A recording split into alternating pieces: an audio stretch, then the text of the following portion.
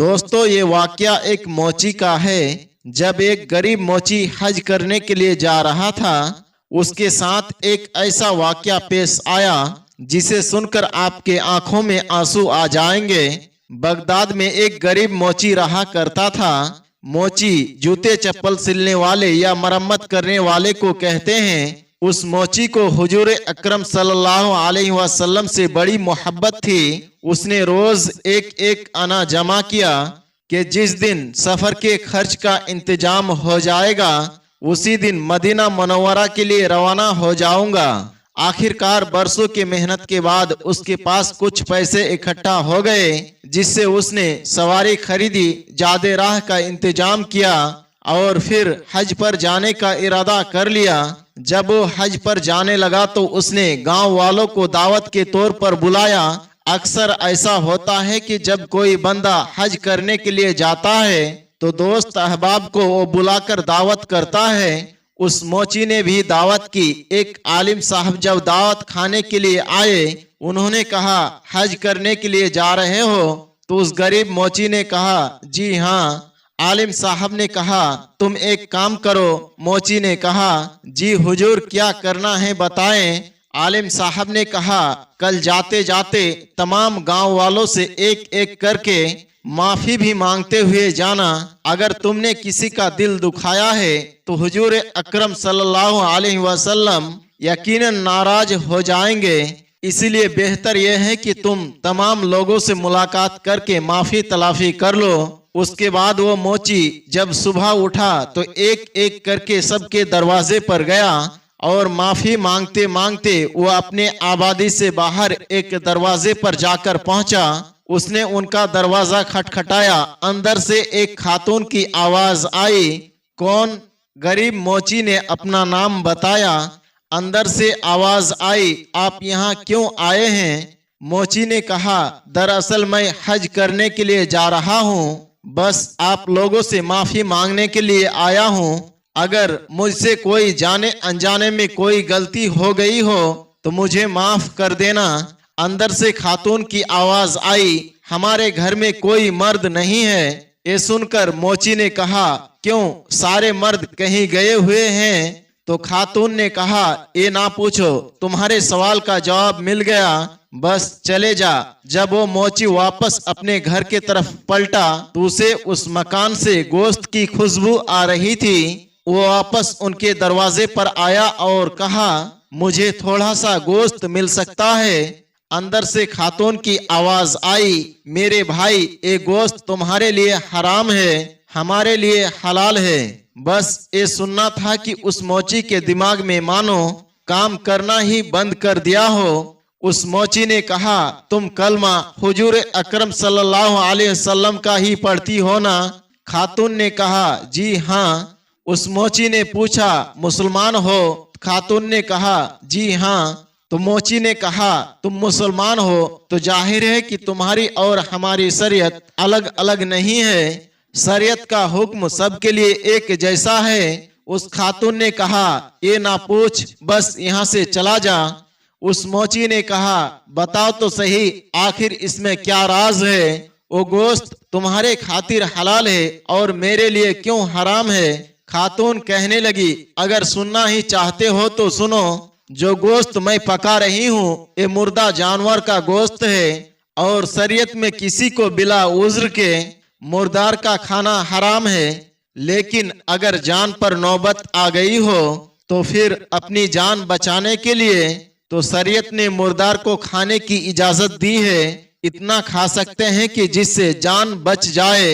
वो आने वाले मुसाफिर, मेरे घर के अंदर बेटियां जवान हैं, घर में कोई कमाने वाला मर्द नहीं है, हमारा कई दिनों का फाका हो गया है। जब बेटियों की हालत ऐसी हुई कि मुझे यकीन हो गया कि अब अगर इन्हें कुछ ना खिलाऊंगी तो ये मर जाएंगी, तो फिर मैं मजबूरन घर से बाहर निकली रिज्क के तलाश में। लेकिन किसी के सामने हाथ फैलाने की हिम्मत नहीं हुई। जब हिम्मत ना हुई तो मैंने एक मरा हुआ जानवर देखा, उसका थोड़ा सा गोश्त काट कर लेकर आई हूँ ताकि पकाकर इन्हें खिला दूं और इनकी जान को बचा सकूं।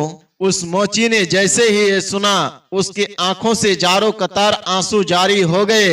वापस जाने लगा। अंदर से खातून की आवाज आई, जब मदीने पहुंचना तो हमारे नबी से जाकर हमारा सलाम कह देना और साथ ही हमारा हाल भी उन्हें बता देना।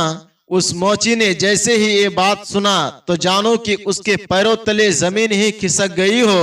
वो फौरन अपने घर के तरफ वापस आता है। उसके आंखों में आंसू थे। उसने जितना जादेराह जमा किया था, जो सवारी का जानवर था, वो सब कुछ उसने बेच दिया और सारा पैसा लाकर उस औरत के चौखट पर रख दिया और दरवाजे पर दस्तक देकर कहने लगा, बहन मेरा ये तोहफा कबूल कर लो। उस औरत ने कहा, ये क्या है? मोची ने कहा, मैं हज करने के लिए जा रहा था। मैंने जो कुछ भी अपने सफरे हज के लिए जमा किया था वो सब आपके खिदमत में लाकर पेश करता हूँ। आप इसे कबूल कर ले तो आपका मुझ पर एहसान होगा। उस औरत ने कहा, आप तो हज करने के लिए जा रहे थे, फिर आपके हज का क्या? मोची रोकर कहने लगा, अगर आपको यूं रोता और भूखा तड़पता छोड़कर मैं मदीना मुनव्वरा चले भी गया तो अपने आका सल्लल्लाहु अलैहि वसल्लम के बारगाह में मैं अपना क्या मुंह दिखाऊंगा? उसने कहा, जिंदगी रही तो हाजिरी फिर हो जाएगी। आप मेरा तोहफा कबूल कर ले। अगर आपने मेरी तोहफा कबूल कर लिया तो यकीनन मेरी दुनिया भी कामयाब हो जाएगी और आखिरत भी कामयाब हो जाएगा। ये कहकर वो मोची वापस अपने घर की तरफ पलटा। बीबी कहने लगी, सरताज तुमने तो सितम कर दिया। उसने कहा, क्यों? तो बीबी ने कहा, वहां तो नसीब वाले लोग जाया करते हैं और तुमने जाते जाते जानबूझकर अपने सफर को जाया कर दिया। उसने पूरी कहानी अपने बीबी को सुना दी, लेकिन गांव वालों को क्या पता था? मोहल्ले वालों को जाकर उस औरत की गुर्बत की कहानी सुनाना वो मुनासिब नहीं समझा। किससे बताता कि मैंने एक औरत को सारा माल देकर आ गया हूँ। हिम्मत ने जवाब दे दिया, चुप होकर अपने घर में बैठ गया। बच्चे घर से निकलते तो लोग ताना देते, कहते तेरा बाप बड़ा बेकार आदमी है। मदीना मुनव्वरा जा रहा था, जहाँ जाने के लिए लोग तरसते हैं, और जाते जाते उसने सफर का इरादा खत्म कर दिया। मोहल्ले में लोग आते जाते ताना देने लगे तो इसने गैरत के मारे अपने घर का दरवाजा बंद कर लिया। जब तक लोग हज करके वापस घर नहीं आते उसने दरवाजा ना खोलने का इरादा कर लिया। दोस्तों, उसी साल ख्वाजा कुतुबुद्दीन बख्तियारी काकी रहमतुल्लाह ताला अलैहि भी हज करने के लिए गए हुए थे। जब ख्वाजा कुतुबुद्दीन बख्तियारी काकी रहमतुल्लाह ताला अलैहि की हज से वापसी की रात आई तो आपके साथियों ने कहा, हजरत चले बाजार से कुछ सामान खरीद लेते हैं ताकि तोहफे के तौर पर लोगों को दिया जाए। ख्वाजा कुतुबुद्दीन बख्तियारी काकी कहने लगे, जाओ तुम्हें सामान खरीदना है तो खरीद लो, मैं रात काबे के सहन में बैठकर गुजारूंगा। खुदा जाने दोबारा इस हरम को देखना नसीब भी हो या ना हो। ये कहकर आप हरम शरीफ में इबादत के लिए बैठ गए। रात का दूसरा पहर गुजर गया। ख्वाजा कुतुबुद्दीन बख्तियारी काकी फरमाते हैं, आसमान से दो फरिश्ते उतरे और आपस में बातें करने लगे। एक ने कहा, इस साल कितने लोग हज करने के लिए आए थे? दूसरा कहने लगा, 2 लाख लोग हज करने के लिए आए। अल्लाह ने कितनों के हज को कबूल किया? एक फरिश्ता कहने लगा, अल्लाह ने इस बार सबका हज कबूल फरमा लिया है। दूसरे ने कहा, आखिर इस बार अल्लाह ताला ने सबका हज कैसे कबूल कर लिया? तो पहला फरिश्ता कहने लगा, एक ऐसा भी हाजी है जो इस साल हज करने के लिए नहीं आया, लेकिन अल्लाह ताला ने उसकी बरकत से 2 लाख लोगों के हज को कबूल फरमा लिया है। ख्वाजा कुतुबुद्दीन बख्तियारी काकी फरमाते हैं, जैसे ही मैंने ये सुना मेरे दिल में हसरत पैदा हो गई।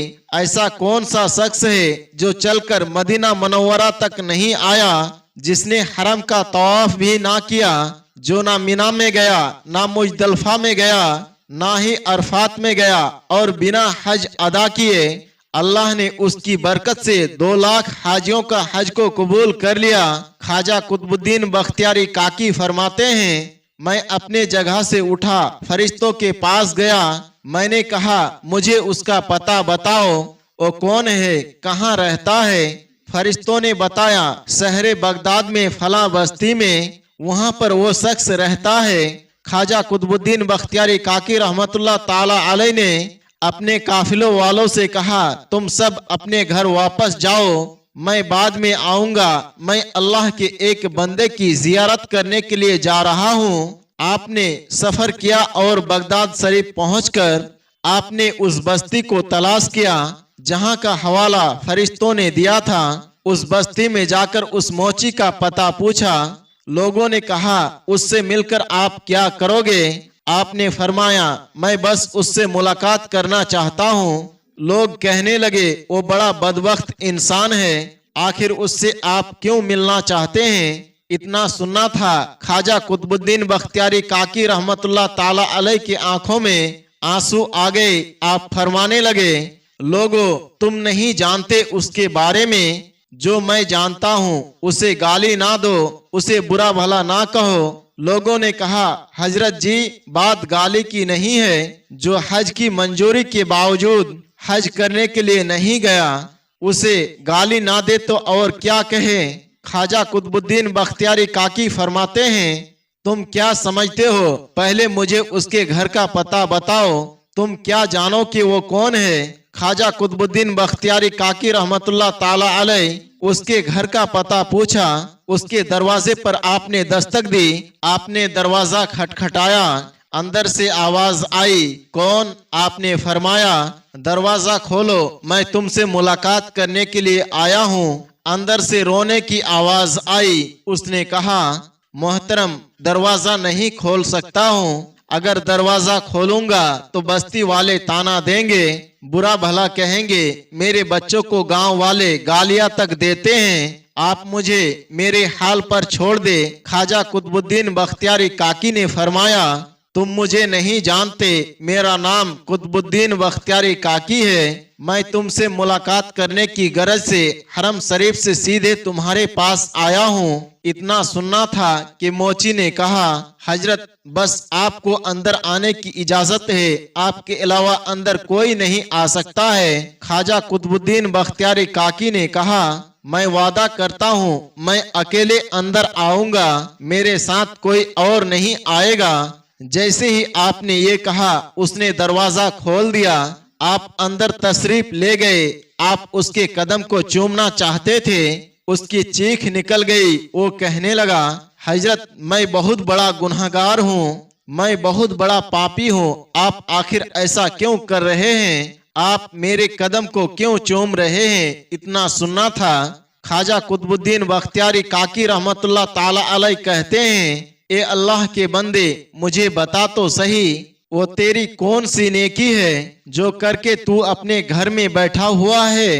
तूने कौन सी ऐसी इबादत की है जिसके बदले अल्लाह ताला ने 2 लाख हाजियों के हज को कबूल कर लिया है?